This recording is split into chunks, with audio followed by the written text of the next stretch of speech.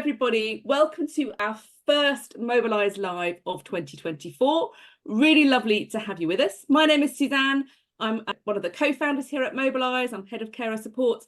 And probably more importantly, I'm also caring for my husband, Matt, who has young onset Parkinson's, and other family members as well. Our parents are getting older too.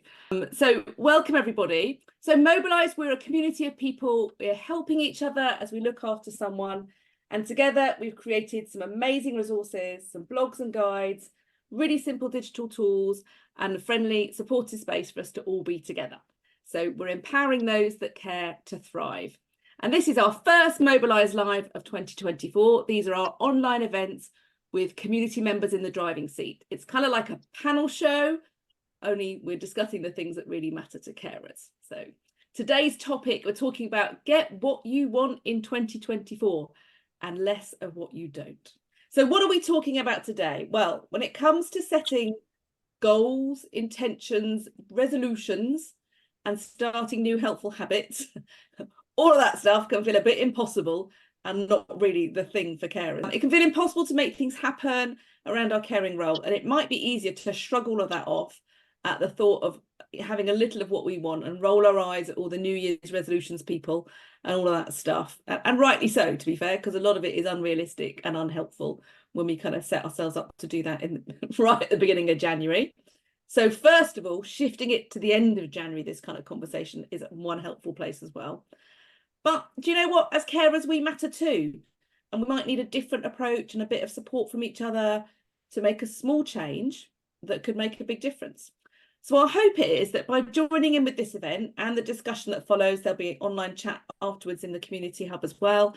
You'll have a chance to join in the chat on the screen here, is that we'll have an understanding of the challenges we're facing. And when we're trying to get something for us, what's coming up, and some strategies and some tips to try and overcome those challenges. So rather than leaving with really grand, unrealistic plans, we have some small, achievable steps to set our direction for 2024 in a way that works for us.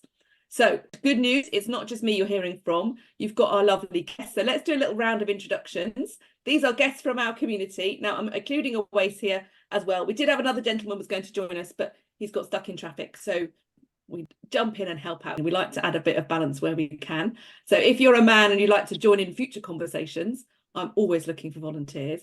But we'll do a round of introductions. Hi, I'm Michelle. I live in Harrow, northwest London, and I look after my mum who has dementia and cancer. Claire, what about you?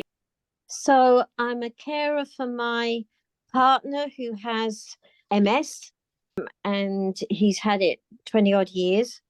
And I used to be a carer for both my parents who had Parkinson's and dementia when they were alive for the last few years. Awais, tell us a bit about you. My name's Awais. I'm based in Buckinghamshire and I'm carer for my son. Fantastic.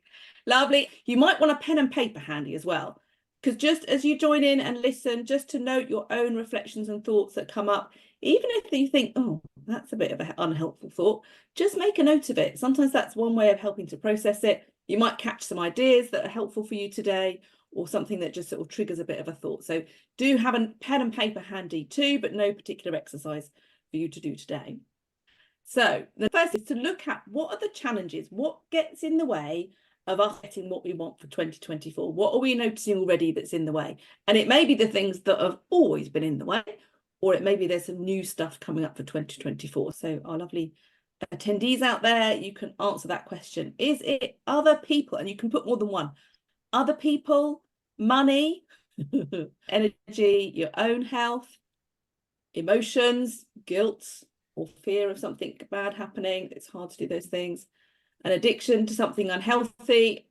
That could be a whole range of things from, drugs, alcohol, through to kind of eating the wrong foods or getting stuck on social media, something that's not helpful there. I don't know what I want. Yeah, not having had the chance just to think about what it is you want. That's very common. Maybe you've got nothing in the way. Let us know. We might bring you on the screen to help us out to see how you got there. Or maybe there's something else. So money is a big thing there. I think that's a real issue. Normally this time of year that's an issue, but I think particularly the last couple of years, the cost of living has got harder and harder, and there's just not the extra money to do stuff, let alone the money to get through life in general. Other people and time are coming up quite high as well. Emotions like guilt and fear. A couple of people, yeah, don't know what I want. Yeah, the stuff of life is getting in the way in the chat there as well. Thank you for sharing that. Yes. Lovely. Thank you. So it gives us that good idea that actually we're probably all finding barriers and challenges to getting what we want. We've probably got some similar ones and some different ones. They're all a bit different, but there's this whole range of things that might be stopping us. And we might be tempted to go, well, that's it then. We'll just hang out with that and just stick where we are. There's nothing we can do. And we're not looking for some massive big change here. What we're looking to think about is there some sort of small step or some small change that can be made? But let's hear from our guests. What are the challenges that you're facing when you're trying to get more of what you want? Let's be real about what are the things that get in the way, and tell us a bit about what's happening there. Michelle, shall I start with you? Well, I'm going to start off a bit of a tangent, because the top one was money. You're getting what you want, but it doesn't really. You just have to change your mind a bit. Like if you want a nice new room like you've seen on the television, all you need is a pot of paint. You do it yourself. If you want to start yoga, look online. There's plenty of free courses.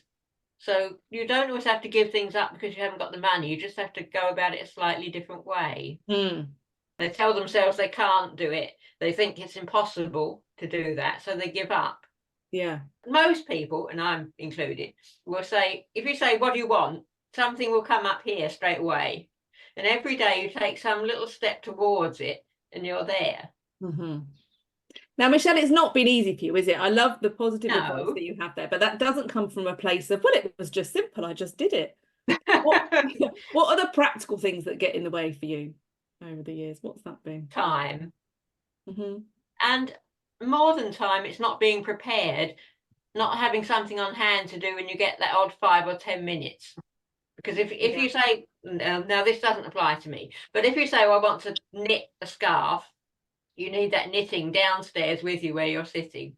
Then if everyone goes to sleep or something, you haven't got to go upstairs and get the knitting, it's with you. If you want to write something, you have that little book with you. And it's amazing how much time, especially in the summer, when it's light in the morning, if you're an early riser, you get 2-3 hours to do something that you want. Nobody interrupts you. You're still on hand to listen if someone yells out or falls down the stairs, but you're prepared. And if you didn't have that with you, then you're just going to sit. Have a thing that's ready. So I love that. Just noticing there isn't a lot of time. So it's making the time. And I know for you, it's at the beginning and the end of the day. And that might not be for everybody. The other thing is, even if it's just 5 minutes, that counts. And be ready to make the most of that 5 minutes. And if I take you back to this time last year, Michelle, what sort of things were in the way then? Everything. But myself mostly. I let things lapse. And I love your positive attitude now, but the reality of it was your caring role was demanding, wasn't it? It didn't give you a lot. It still is. Yeah. That's not changed. That's interesting. No, that's not changed. I just make the time. Brilliant. I fit it in where I can. Lovely. Thanks for sharing that, Michelle. Thank you. What have been the challenges along the way? What are the challenges to getting more of what you want? They're still there. One of the things that I find most difficult is that I don't have the kind of attitude of mind that would help me do what I want to do, because I get into the state of mind of thinking what needs to be done, what has to be done, what does my partner need. The sort of constant interruptions, either the carers are coming or suddenly my partner needs me, or, I can't plan. So, like your other guest was saying, you have to grab time when you can. But the other thing that I find, and that maybe a lot of people don't find, is that I'm so used to using an addiction. Instead of going to do something that I want to do when I've got 5 minutes, I go and get a box of chocolates or biscuits. And because that sort of keeps me going, or I feel as if I need a treat or something. And so then I get to the end of the day and I haven't done anything that I wanted to do, because I've spent the time on other things. Not thinking about, I wanted to do that for me, didn't I? But I'm not thinking for me. That's not my first go-to. Yeah, and there's enough. very real reasons that your head is, there's not the headspace, the brain space to do that thinking and plan. That's not how life is right now. And also out of the habit, by the sounds of things, of just thinking about you and thinking about what you want. And yes, quite often it can feel like, well, biscuits is what I want. To be fair, if I was going to make a list, I think biscuits would be on it. But is that really what you want? It's the first thing that comes to mind when you've got a chance for a little something. And so it becomes an unhelpful thing, Nothing wrong with biscuits if people enjoy biscuits, but obviously for you, Claire, you're noticing it's not helpful, and that's not what you want to be doing. So, thank you, Claire, really helpful. Let me go to Awais. What about you? What are the challenges for you for getting what you want? I think it's something I only recently recognized, was I've always had this mindset that good things happen to other people and they don't happen to me. And I've always kind of lived that way and slowly just got along with life, and whatever came my way, I grabbed it if I could. But I felt like, oh, I had to work so hard for it. But then I saw a video recently where a psychologist asked a man on his way to the studio how many red cars he saw. And he said that he couldn't remember. And he said, if I paid you £50 for every red car you saw, you would remember exactly how many cars you saw. He goes, if you're looking for an opportunity, you will find an opportunity. Mm. And I think that's really helped me like reframe my mindset in terms of looking for opportunities. And I think since then I've started this year feeling a lot more optimistic. So I think I've kind of helped myself overcome that barrier. And it's going back to what Michelle said, the biggest problem is usually ourselves and how we view. And it's probably little things in our life that have got us there, just seeing everyone else winning and you're just not. And, but it's probably because I'm not saying it's the case, but sometimes you might have just put too much doubt on yourself and you're holding yourself. And because you're doubting yourself, you're not doing the best that you can. And so, yeah, I've tried to kind of rechange that in my mind and try and do the best I can now and go for any opportunity that comes my way. And it has made me a lot more positive in how I view everything now. But that shift, first of all, you've got to notice that that's where your mindset is, that, oh, hang on, somehow I've become someone that doesn't believe I can have good things and that there are things there for me. I'll just have to wait until they come across and get them. But that shift has happened. And it can be something as simple as watching a little video, hearing someone say something that just makes you go, hang on, that's not true. What if I believe things could come my way? You'll notice them more. And it is a powerful mindset shift. So lovely. So it sounds like that's just shifted your intention for the year slightly. Just that. Yeah, because I think now I'm looking for opportunities actively, whereas before I wasn't. So I think if you're not looking for opportunities to better your life, you'll walk past so many, and there are so many opportunities of things you can do. Michelle's a great example, and I'm hoping, Michelle, you get the time to expand on that. A great example of how you can seize those opportunities that are out there. Sometimes we think, oh no, that time's gone for me, that ship has sailed now, but it never has. That there's always opportunities. One opportunity is gone, there's always another one coming. It's like a bus, there's always another one around the corner. Eventually, as long as it's not a strike day. Lovely, thank you, Awais. I just want to go back to the biscuit tin. Oh, go on. What you need on that biscuit tin is a packet of Post-it notes. You stick the Post-it note on top of the biscuit tin with the one thing you'd like to do for yourself that day. When you go to that tin of biscuits, it's going to be the first thing you see and you think, I'm going to do that instead. Oh, that's magic. Oh, I love that. That's magic. Just reroute yourself, because we're going to end up at the biscuit tin. It's like the fridge and the front door. The biscuit tin is the other key check-in point for the day. I love that, Michelle. Thank you. Great one. So thinking about that, the ship has sailed thing and where your ship is going. If you were to imagine a boat sailing across a huge ocean, if you change the trajectory of it just by 1 degree, it's going to land in a different place to where it was heading. So obviously you want to make sure it goes in the right direction, but just making that small adjustment, like just that noticing around mindset. It doesn't need to be, I mean, it's lovely if you're in a place where you're setting goals and that's working for you, but if that's not working for you, just changing your direction slightly over time can have a big impact. So don't feel it's about doing a big thing now to make a big change. A small change can make that big impact. So when we think about making those small changes, it's that what feels possible, and what will help us to sort of shift and get unstuck. So now I know all of my guests went, I'm not very good at this, Suzanne. I haven't really cracked it, but I think we all have within us somewhere that we have cracked it a bit. We have found a little bit of a secret, or we might even notice it for each other as well. Tell me about the things you are managing to do despite the challenges and kind of how did you get to that? Claire, what about you? I do a dance class and a yoga class, and I am starting again to go out for walks. I stopped for months, didn't manage it, but I'm starting to do that again. And I came today because there's other things I want to do. So thinking about other things, even if I haven't managed them yet.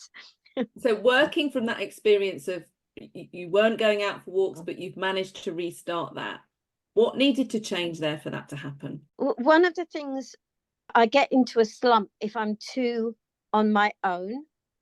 If I have contact with other carers or friends or other people going for walks, I tend to get out. It helps me get out of that frame of mind. So definitely other people.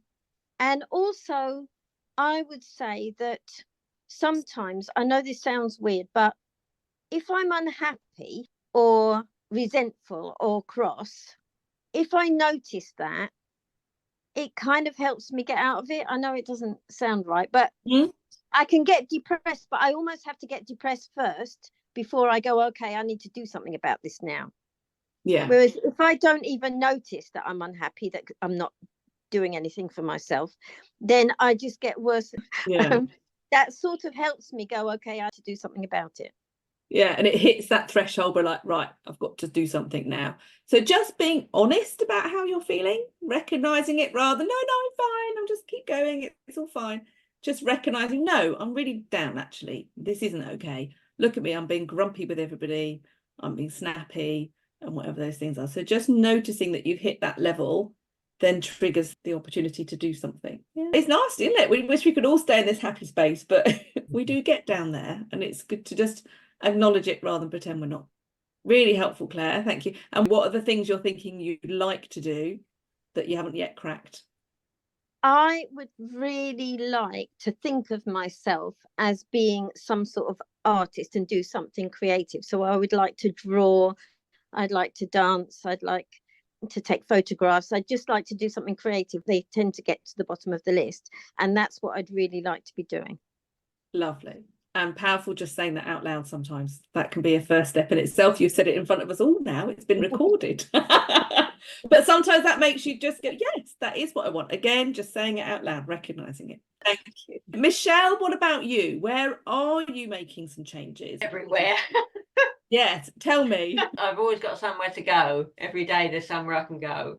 And that's quite a change. So what has helped with that? I don't know, really. It just all came together. Yeah. I mean, I've always been independent. I've always liked wandering off. I've never stayed where I was put. There's a real natural curiosity in you, isn't there, Yeah, to find out and go see. I tell you what helped me a lot, the 60 at 60 list. Because I'm crossing those off quite well. Yes, there's a few people doing 60 at 60. Yeah, some of them were really easy, and strangely enough, I haven't crossed many of them off. Some of them were really hard, and two I thought would be impossible, and I did those two first. So, I mean, I think to see the journey you've been on and the changes you've made. I don't know if yourself a year ago would have recognised yourself now. You know, the changes that you're making. That me in July wouldn't know me now. Yeah. Yeah, that's amazing. It's only been these last few months. And look, here you are on here. Fantastic. Well done, you know, because I think that's where you just took that intention, right? 5 minutes for me is a good start. I'll start there.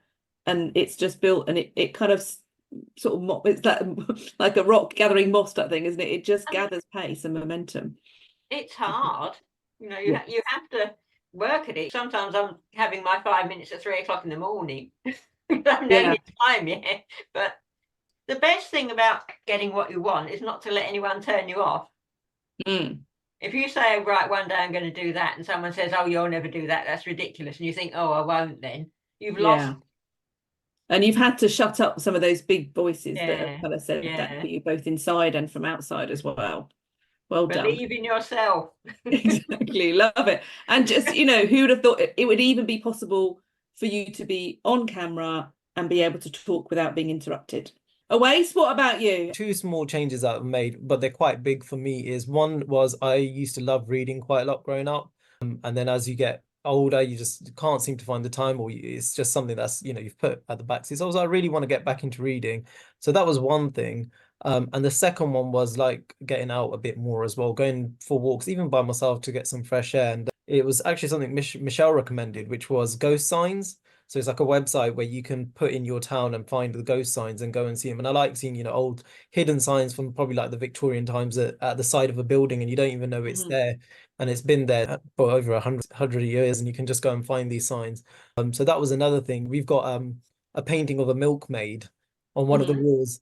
And I took a picture of it and posted it in my local Facebook group, and half the town didn't even have a clue it was there.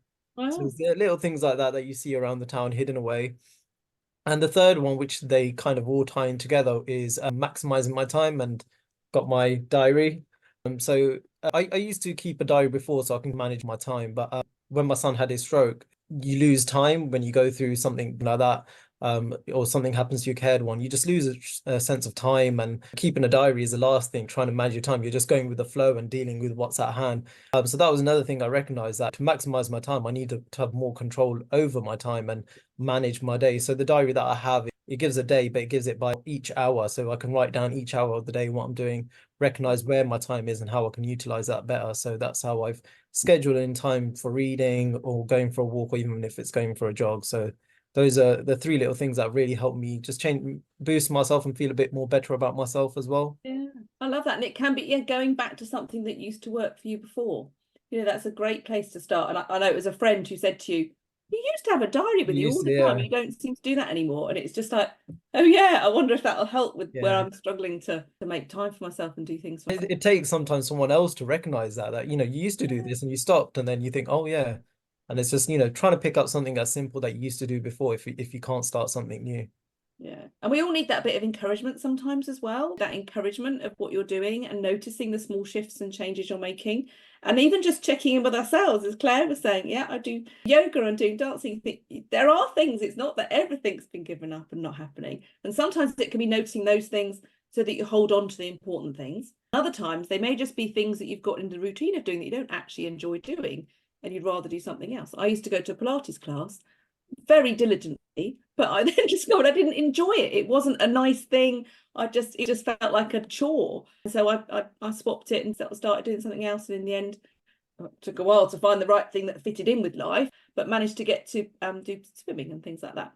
And Derek, our other guest who's going to be with us, one of the things he was sharing, he started an art club, and not a particular like you've got to come and paint this and do this, but just we'll all get together and bring the thing we're working on, or just inspire each other to have a go at something else and just get it done. And because he was the one that set it up, he found a friend to make it easier, so he wasn't on his own doing it. He could choose when and where it was. So he didn't have to worry about how he was going to get there, and make sure he had a sitter at that time so he could get out and it was a time that worked for him. So I love that shift that he made. And I think for someone to do that and then create that space for other people to come and join in as well, it's a real achievement. I don't think he thought it was an achievement. He just thought, I'd just like to let people know so more people can come. So all sorts of different stuff. There's lots of great stuff going on in the chat as well.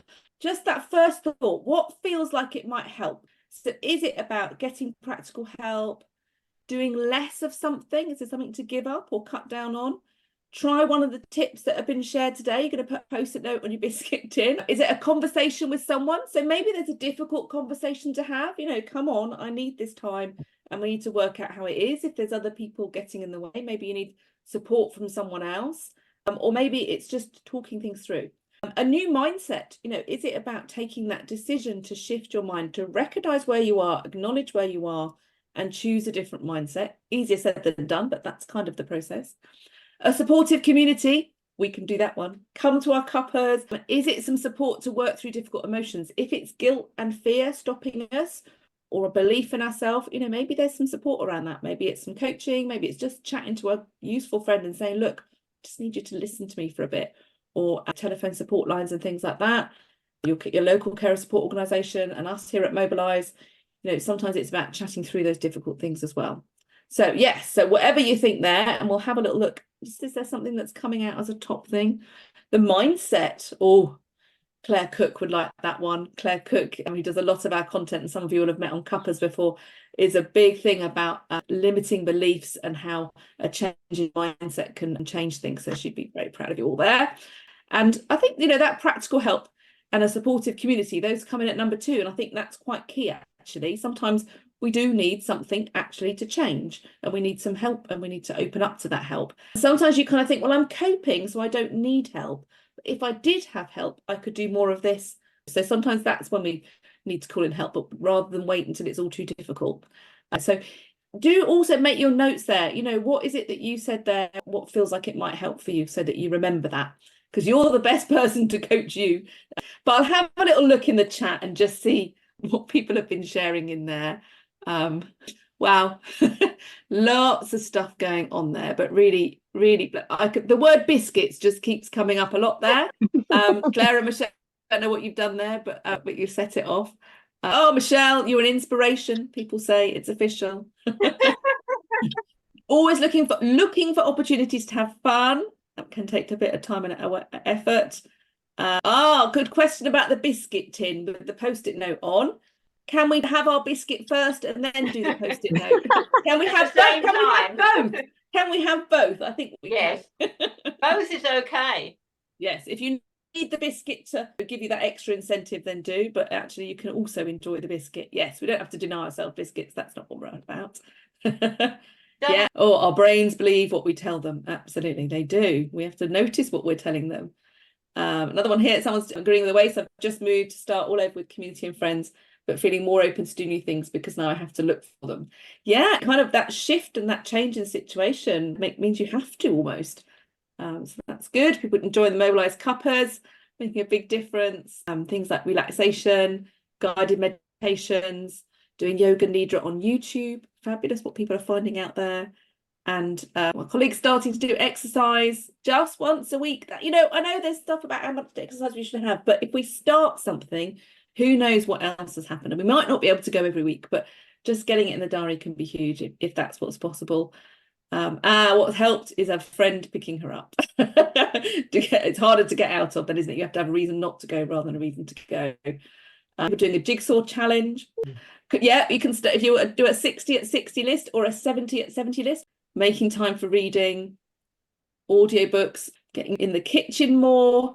Moving that shift from it's just another meal I have to make to actually I can enjoy cooking. Yeah, cooking can be like that. Yeah, I really get that. That really makes sense. People are going to put a note on their biscuit tin, remind you to do stretches rather than eat biscuits. And then someone says, put the biscuit tin up higher, have a stretch for it. Very good. Maybe your chocolate biscuit is in a cupboard on the cupboard low down. You can do a couple of squats to get down to your biscuit tin as well.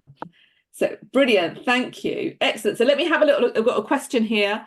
I'd love to hear more about the positive changes Michelle has made over the last couple of months, if she's happy to share. It sounds like there's a real story there. Do you want to say a bit more, Michelle? Yeah, I guess. There I was going along the same way as usual. Never went out in the afternoons. I only ever went out in the mornings for about 40 minutes or something. And then I kind of lost my car through ULEZ. It was too old. And I started going out for a little walk. I had kind of a week or so when I felt sorry for myself and sat down and didn't do anything. And then I thought, well, I could go out for a walk. I think I'd run out of beans or something, so I thought, well, I can walk there. So I started walking, and then one day I just got to the bus stop and the bus came along. And I thought, so that changed everything. The people are amazing, and it's really fun, and it's like a big adventure all the time. I love that. I love that. And you've shared some pictures as well. And you've got your bus pass now, I hear. Yeah, I have. But in between that, after I just started to go, in November, after I'd been going on the bus for about 2 months, I decided I wanted to go to a concert in London, which I had to go to on the train. And I haven't been on the train for 40 years. Wow. I didn't even know how to get in the barrier when I got there the night of the concert. But someone showed me, and I got there, and I loved the concert. I went both the days, 2 days, and it was really good. I've been on the train since as well. Yeah, fantastic.